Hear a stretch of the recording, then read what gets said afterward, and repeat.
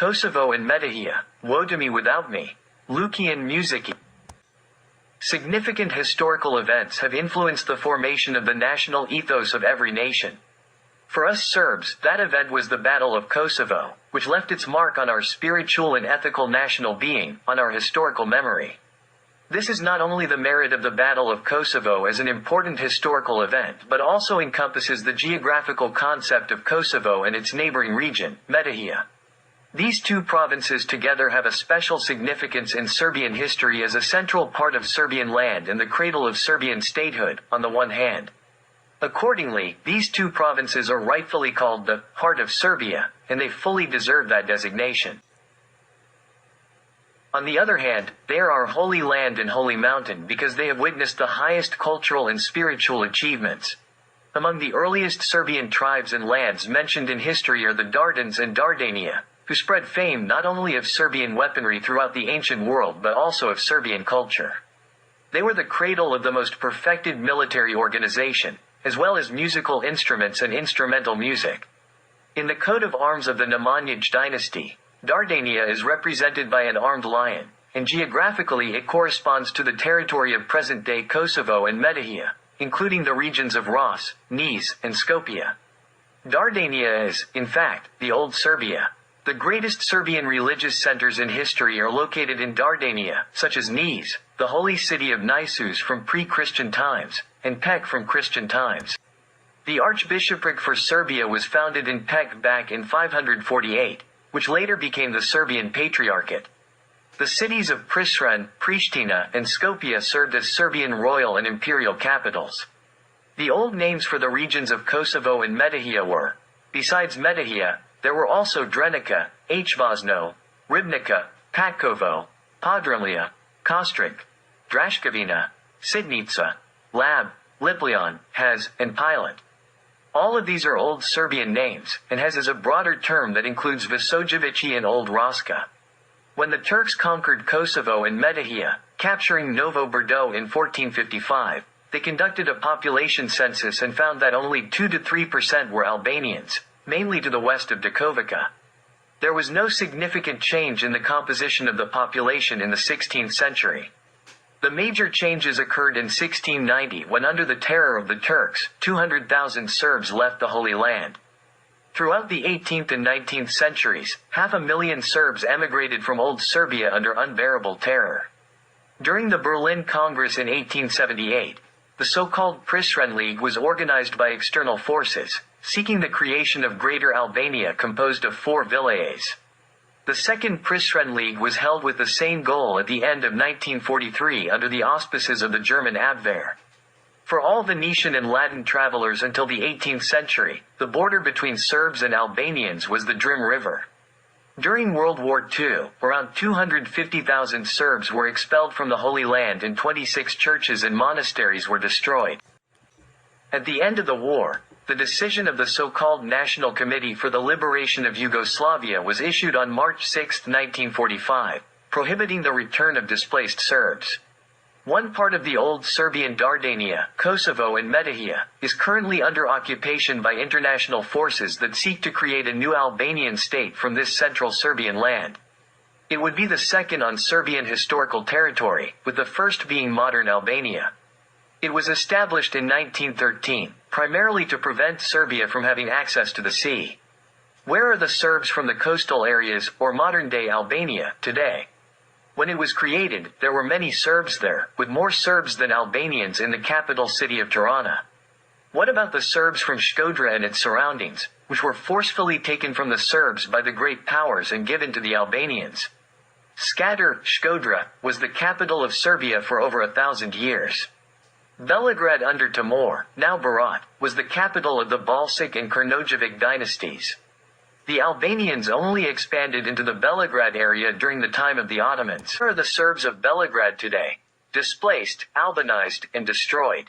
The same fate awaits the Serbs of Kosovo and Metohija in the projected new Albanian state.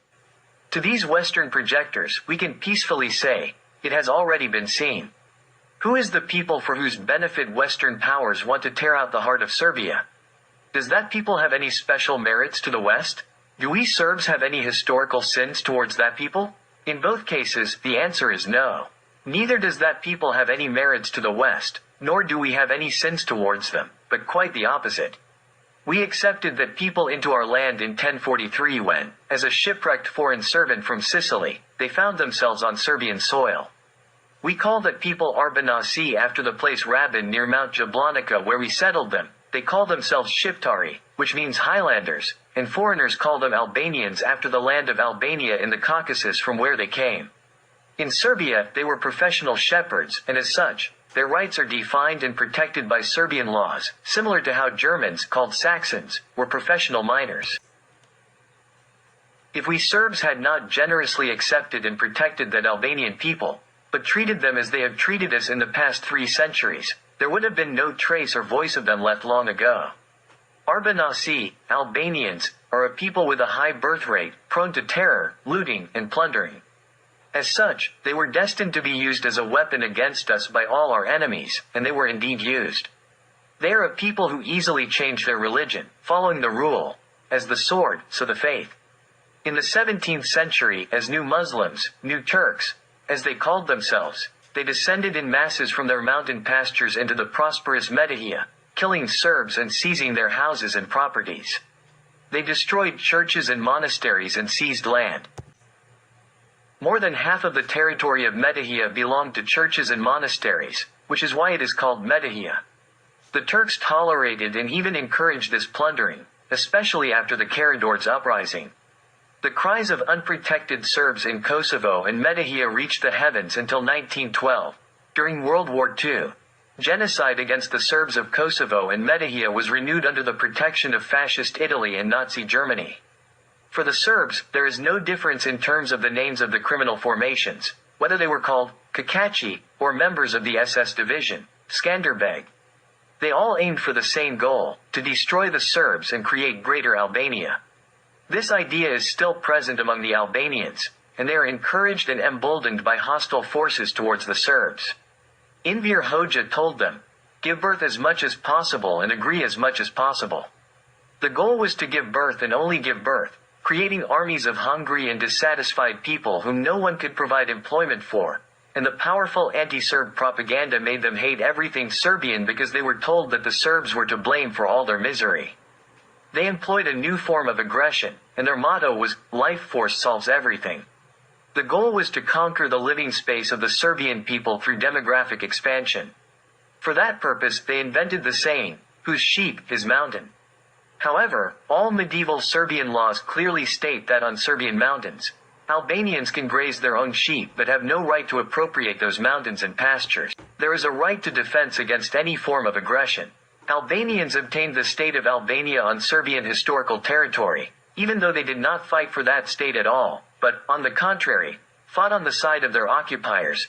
They were given it as a gift by the great powers of that time solely to harm Serbia, which had liberated them. Since they have proven to be consistent in committing evil against the Serbs, just remember the events from 1981. The Western powers launched aggression against Serbia to protect the terrorists and enable the creation of another Albanian state, this time in the heart of Serbia. From the NATO occupation to the present day, Albanians have destroyed over 150 churches and monasteries. In order to erase all Serbian traces from the usurped Holy Land of Serbia, Albanians have destroyed over 1,500 churches and monasteries from the 17th century to the present day. They even claim that Visoki Dekani Monastery is not Serbian but Albanian. Now Rigova says it's not Orthodox but a Catholic temple. They are not only taking away our land but also our national history, our culture. They are stealing our soul. Kosovo is the measure of the Serbian soul, both Golgotha and resurrection, a purgatory of consciousness and morality of the nation. It is the holy land of Serbia, the sanctity of the forefathers, which can never be lost because it is guarded by the eternal Kosovo covenant, and otherworldly patriotism. On the holy mountain of Čikavica, there were 77 churches and monasteries built before the 15th century. From the 11th to the 15th century, there were 80 Serbian cities and palaces in Kosovo and Metohija. The renowned palaces were Rebin in Prizren, Verlab, Pani, Pristina, Svrčin, Rodom, today Narodimlja, Stimlja, and Petric. No future can be built in Kosovo and Metohija without respecting the past, regardless of the current situation and demographic relations. We do not seek the persecution of Albanians born in Serbia. We seek their ability to live peacefully, and we demand our rights, which cannot be secured until Kosovo and Metohija are returned to Serbia. We demand the rights of the historical divine Serbian people. As long as God and the Serbs exist, no one will take away that holy Serbian land from us. It is our duty to ensure freedom, rights, and a normal life for all citizens of Serbia, regardless of their faith and origin.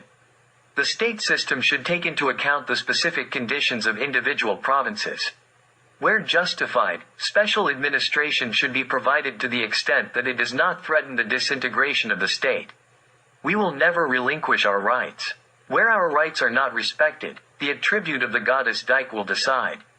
Everything that is being done in Kosovo and Metohija today by the occupiers and their Albanian terrorist allies is legally null and pure violence. Serbia allocated $1 million per day from personal income from 1980 to 1991 for Kosovo and Metohija. We paid a double price for every inch of our own land.